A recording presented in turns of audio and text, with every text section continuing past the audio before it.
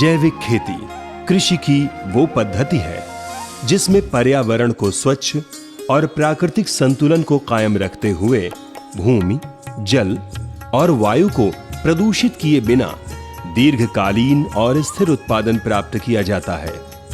जैविक कृषि पद्धति रासायनिक कृषि की अपेक्षा सस्ती, स्वावलंबी और स्थायी है। इसमें मिट्टी को एक जीवित माध्यम माना जाता है।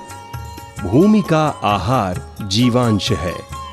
जीवांश गोबर, पौधों और जीवों के अवशेष आदि को खाद के रूप में भूमि को प्राप्त होते हैं। जीवांश खादों के प्रयोग से पौधों को समस्त पोषक तत्व प्राप्त हो जाते हैं। जैविक खेती क्यों?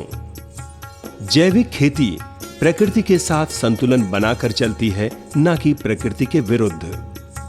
जैविक खेती में ऐसी तकनीक का प्रयोग किया जाता है जिससे अच्छी गुणवत्ता युक्त फसल देने के साथ साथ प्रकृति और उसमें रहने वाले लोगों को कोई नुकसान ना पहुंचे। जैविक खेती से भूमि की उर्वरा शक्ति बढ़ती है और लंबे समय तक बनी रहती है। पर्यावरण सुरक्षित रहता है। खेती की लागत कम होती है। कृषि उत्पादों की गुणवत्ता बढ़ती है। किसानों का लाभ बढ़ता है। नाडेप कंपोस्ट। कंपोस्ट बनाने की एक नई पद्धति है नाडेप कंपोस्ट। नाडेप विधि में कंपोस्ट खाद जमीन की सतह पर टांका बनाकर उसमें फसल अवशेष और बराबर मात्रा में मिट्टी और गोबर को मिलाकर बनाया जाता है। नाडेप विधि से 4 महीने में 1 किलो गोबर से 30 किलो कंपोस्ट खाद बनकर तैयार हो जाती है। Vermi compost. वर्मी कंपोस्ट पोषण पदार्थों से भरपूर एक उत्तम जैविक खाद होती है।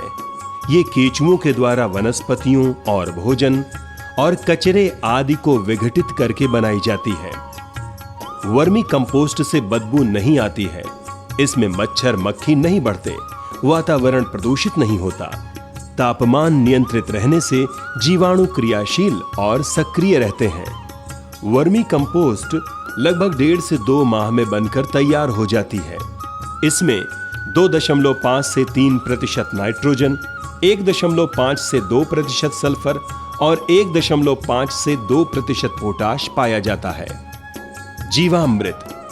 जीवामृत बहुत ही प्रभावशाली जैविक खाद की श्रेणी में आती है। ये पौधों के विकास में सहायक तो होती ही है, विभिन्न रोगाणुओं से फसल की सुरक्षा करती है। ये पौधों की प्रतिरोधक क्षमता को बढ़ाती है। पौधे स्वस्थ बने रहते हैं। फसल से गुणवत्ता युक्त उत्पाद मिलता है। जीवामृत किसान अपने घर पर ही बना लेता है। जीवामृत बीज शोधन से लेकर खाद तक पूरे फसल में किसानों के लिए कारगर होता है। जीवामृत बनाने के लिए सबसे पहले कोई प्लास्टिक की टंकी लेते हैं। उस टंकी में 200 लीटर पानी डालते हैं।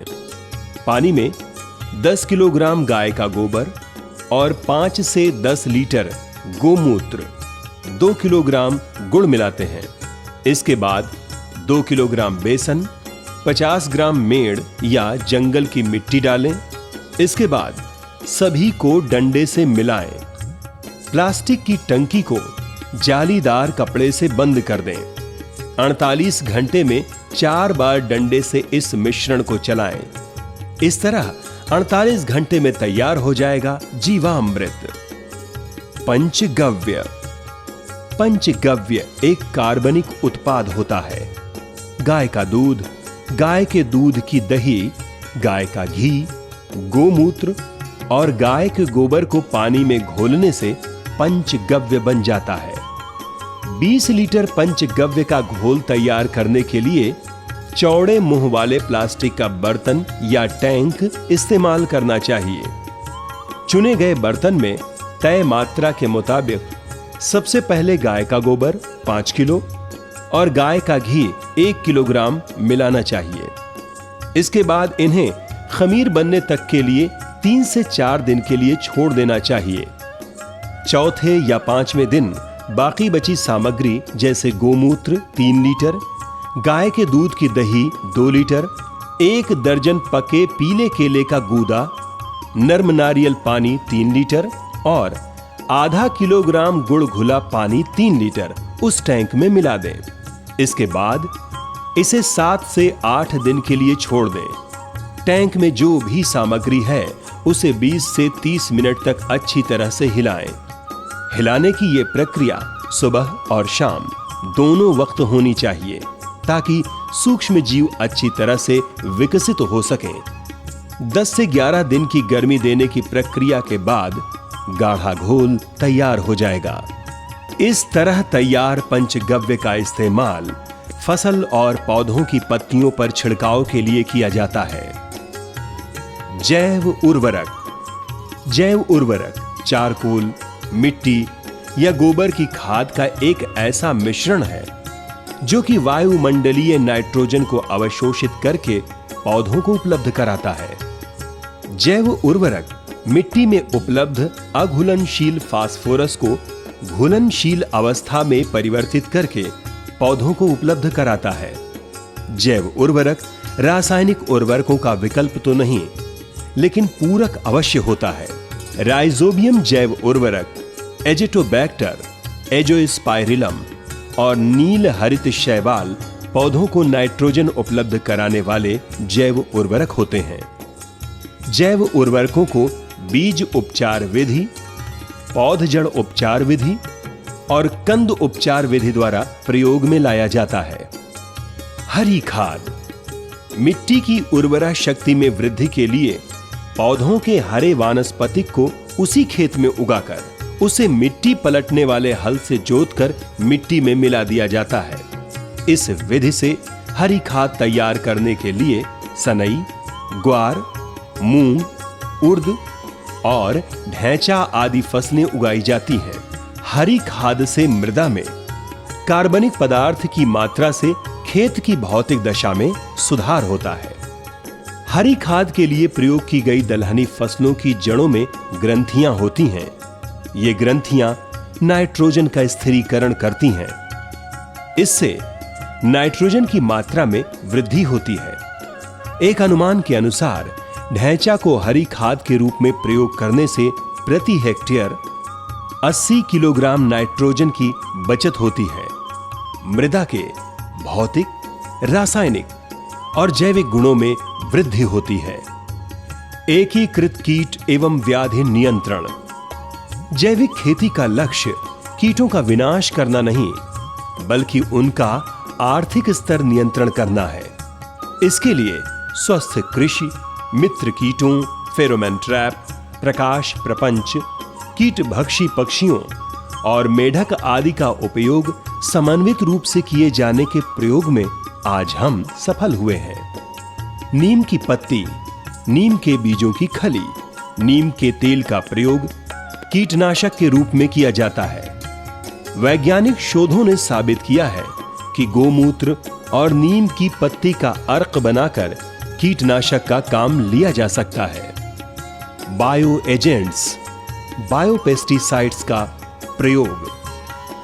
एकीकृत नाशी जीव प्रबंधन के अंतर्गत बायो एजेंट्स और बायोपेस्टिसाइड्स का समावेश हो जाने के कारण फसलों को कीट रोग से पर्याप्त सुरक्षा मिलती है।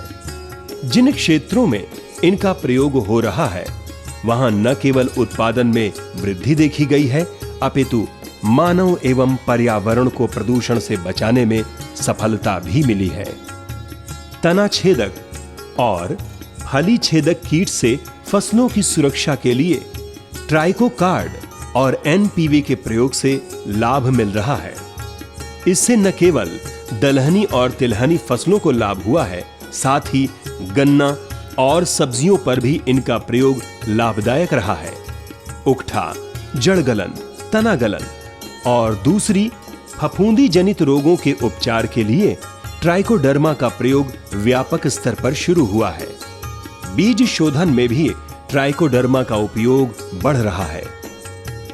जैविक खेती से भूमि की उर्वरा शक्ति बनी रहती है और इसमें टिकाऊपन बना रहता है।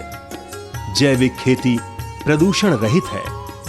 इसमें पानी की आवश्यकता कम पड़ती है। इस खेती में पशुओं की महत्ता बहुत होती है और पशुपालन को भी बढ़ावा मिलता है। जैविक खेती में फसल अवशेषों को खपाने की समस्या नहीं होती है।